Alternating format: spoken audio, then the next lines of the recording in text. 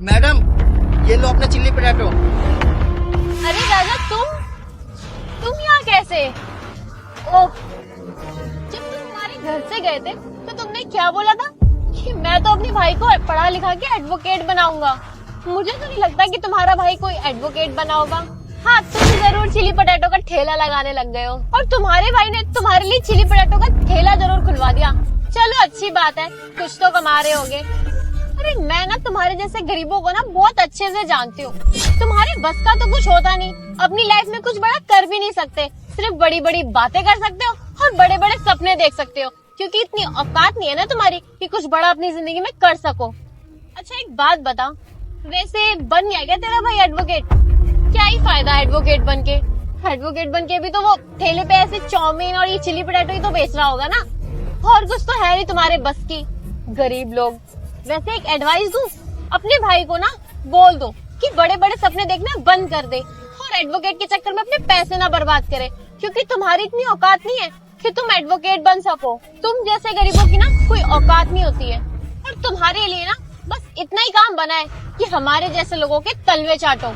अरे मैडम आप ना ऐसे मत बोलिए। अरे क्यों ना बोलूं? जब बेइज्जती कराने वाले काम करोगे ना तो बेइज्जती तो करूंगी ना मैं।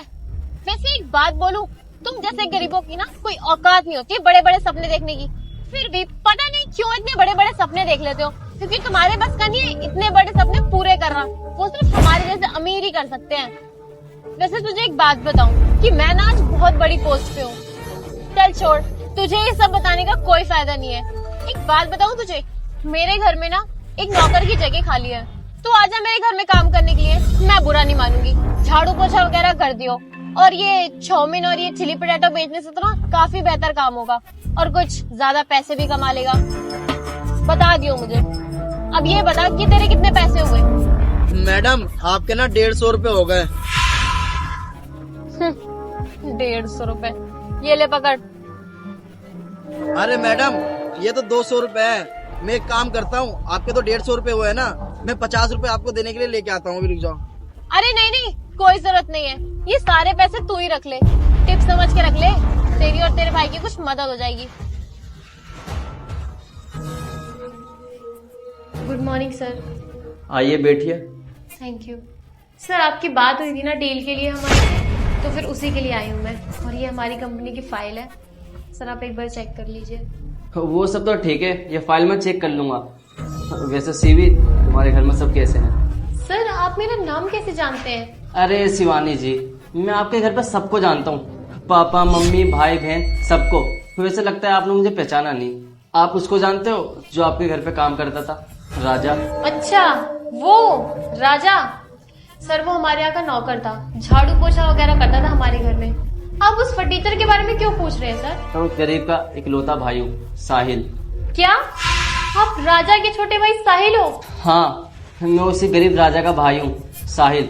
और तुमने तो कभी सपने में भी नहीं सोचा होगा कि एक झाड़ू पोछा लगाने वाला गरीब इंसान का भाई आखिर इतना बड़ा पोस्ट पे कैसे बैठेगा।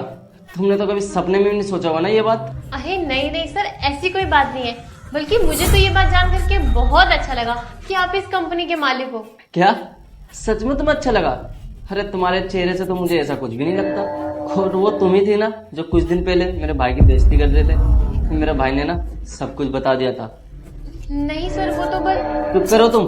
वो तो मेरे भाई का सपना था कि मैं एक एडवोकेट बनूं, और भगवान की कृपा से मैं एडवोकेट तो बन गया, और साथ ही साथ इस कंपनी का मालिक भी हूँ। अरे भैया आप आइए ना, बैठिए। अरे कोई बात नहीं, तुम बैठो। नहीं नहीं सर, ऐसा कुछ भी नहीं है, बल्कि मैं तो शुरू से ही इनकी बहुत ज्यादा इज्जत करती हूँ। सर आप बताइए ना इनको। अरे मेरे भैया क्या बताएंगे, मैं अच्छे से जानता हूँ कि तुम इनकी कितनी इज्जत करते हो। और मुझे ना तुम्हारे साथ कोई डील नहीं करनी। ये फाइल उठाओ और निकलो यहाँ से। अरे नहीं नहीं सर, आप प्लीज ऐसा मत कीजिए, एक बार आप मेरी फाइल को ओपन करके तो देखिए सर। सर प्लीज ऐसे ये डील कैंसिल मत कीजिए सर, बहुत इंपॉर्टेंट है ये मेरे लिए। अरे मैं क्या करूंगा तुम्हारी ये फाइल देख के? वैसे भी मैंने ना बहुत रिसर्च करा तुम्हारी कंपनी पे। वैसे तुम्हारी कंपनी इतनी लॉस में है, और अगर मैं तुम्हारी कंपनी के साथ डील करूंगा, क्या पता मेरी कंपनी भी लॉस में चल जाए, मैं तो बर्बाद हो जाऊंगा ऐसे। और मुझे ना तुम्हारे साथ कोई डील नहीं करनी, क्या पता मेरी कंपनी भी बर्बाद हो जाए। अरे नहीं सर, ऐसा कुछ भी नहीं है, आपको जरूर कोई गलत इन्फॉर्मेशन मिली होगी सर। सर आप मेरी बात तो मानिए। और तुम ना ये बिल्कुल मत सोचना कि तुमने मेरे भाई की बेइज्जती करी है इसलिए मैं तुम्हारे साथ डील कैंसिल कर रहा हूँ। खूब वैसे भी मैंने तुम्हारी कंपनी में ना बहुत रिसर्च करा है और मुझे ये पता चला है कि तुमने बैंक से बहुत लोन ले रखा अपनी कंपनी के लिए जिसे तुमने अभी तक भरा नहीं है, और तुम साथ साथ अपने वर्कर को भी सैलरी नहीं देते टाइम पर। और मैं नहीं चाहता कि मेरी कंपनी का नाम तुम्हारी कंपनी के साथ जुड़े।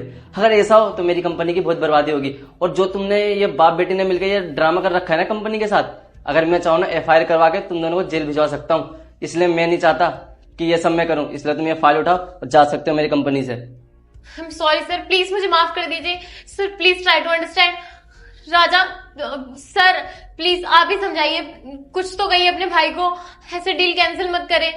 अरे तुम किससे रिक्वेस्ट कर रहे हो जिसकी तुमने कुछ दिन पहले बेइज्जती करी थी? अगर मैं चाहूँ ना सिक्योरिटी बुला के अभी तुम्हें धक्के मार के बाहर निकलवा दूं।